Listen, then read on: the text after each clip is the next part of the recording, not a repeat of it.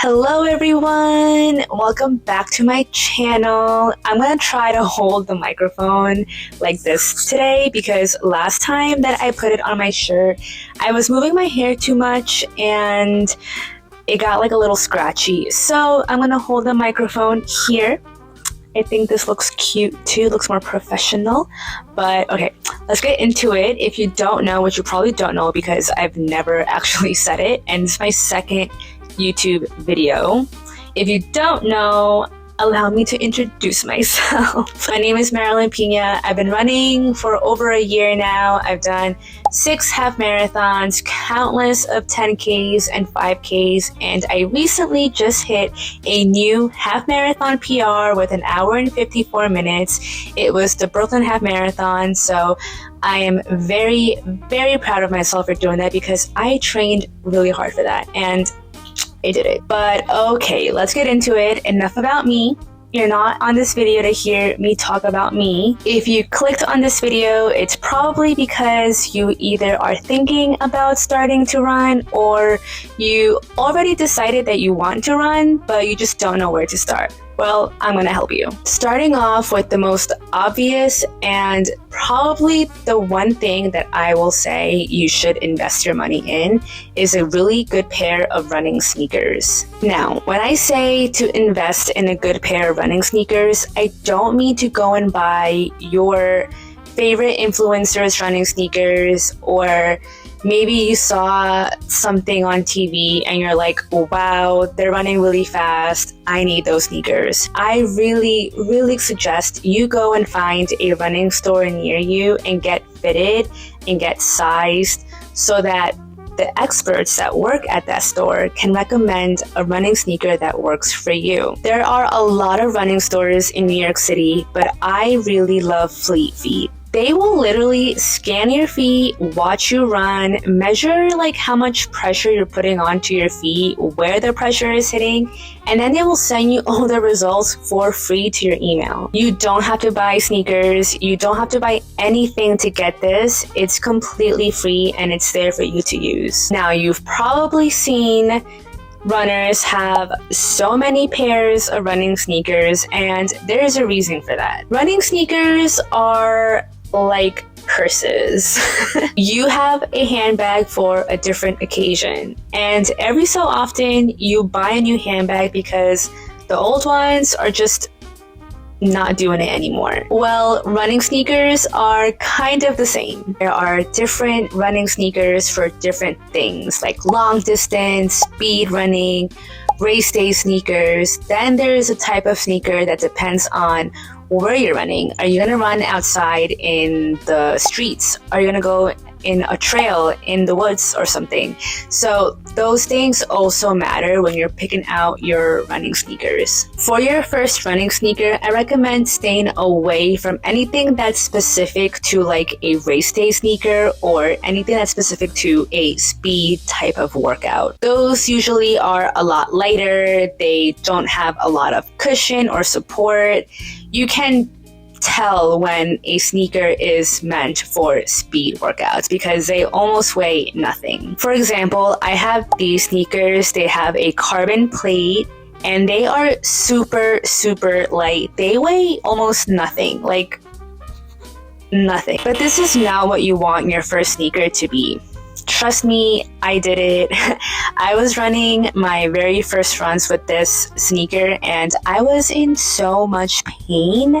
I almost stopped running because I thought it was me, but it wasn't. It was these sneakers. So avoid any carbon plated sneaker, anything that they say is for a race day or for speed training. Avoid it. What you want is something that's more for like an everyday, all types of runs. And if you go to a running store, they will know exactly which ones to give you. Another reason why people have so many sneakers is because you should be switching your running sneakers every 300 to 500 miles.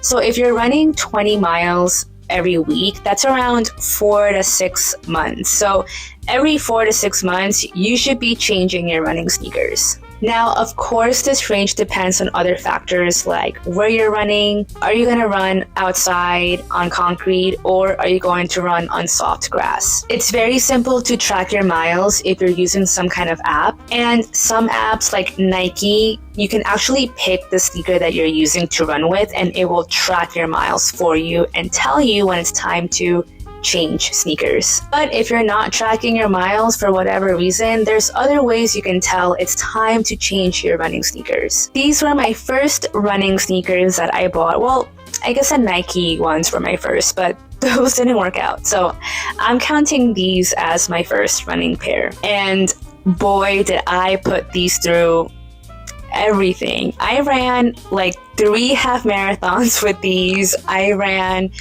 a lot of training. I did a lot with this, and I did not change my sneakers when I had to. They were so beat up. I started feeling pain in my foot that I ignored until one day I woke up and I literally couldn't walk. I was out of commission for like almost 2 months. I did not run for 2 months. After I said goodbye to those sneakers forever, I changed to using Brooks running sneakers.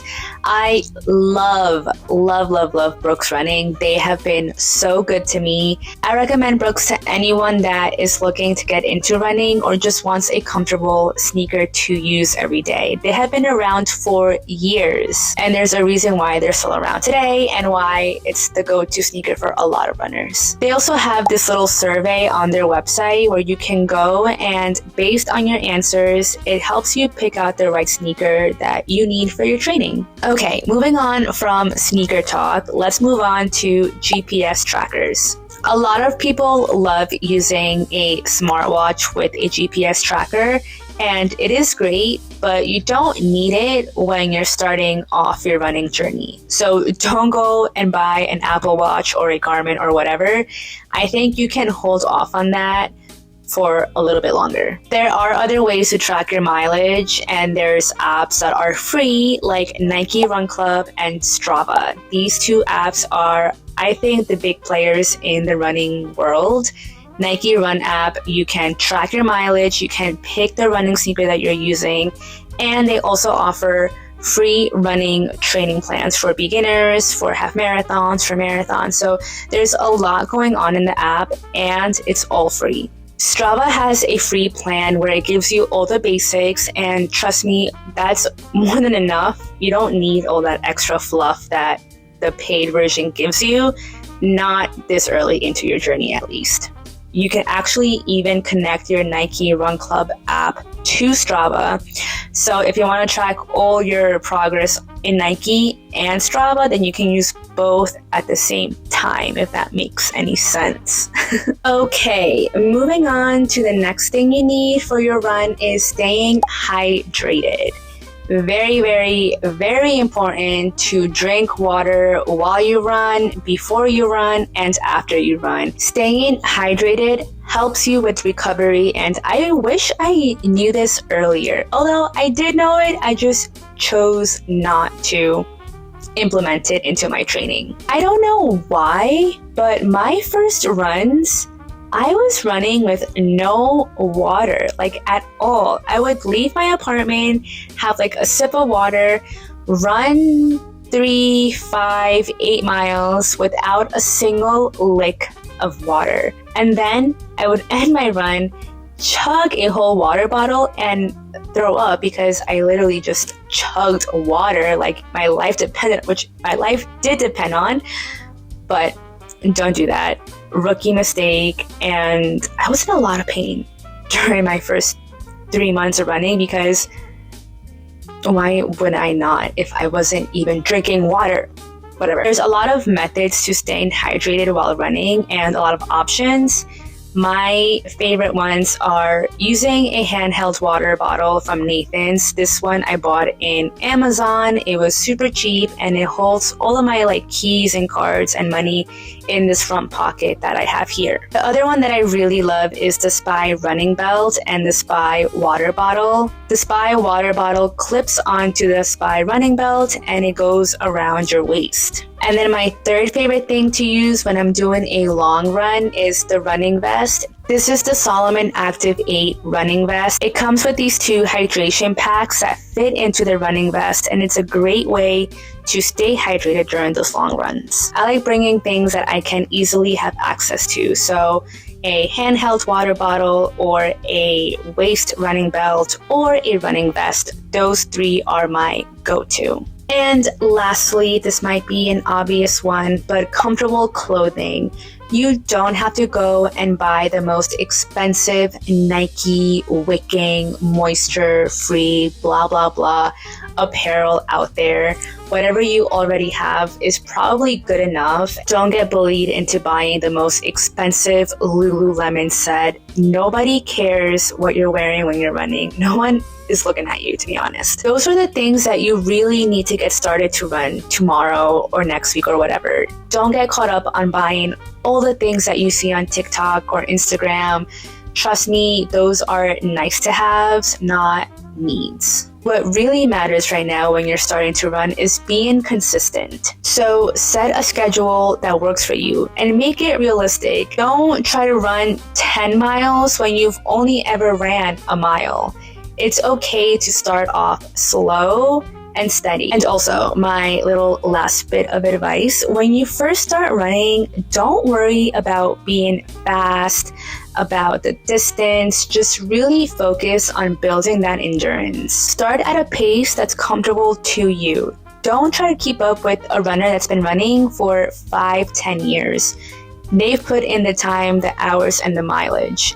We are at day 1 here. There's a saying that you will hear over and over and over again, and that is that you have to run slow to be fast. So there you have it. Those are all the things that you actually really need to get started running tomorrow. I hope these tips help you in your running journey, and I do want to say that I am not a coach. I'm not a professional. I'm just a girl that enjoys running and likes to make content and wants to help anybody out there who is thinking about running to just get out there and do it. If you have any questions or if you have any tips that you want to share, then leave a comment below and I'll see you guys in my next video. Also, don't forget to like and subscribe to my channel to follow my journey to the New York City Marathon this November. Bye for now.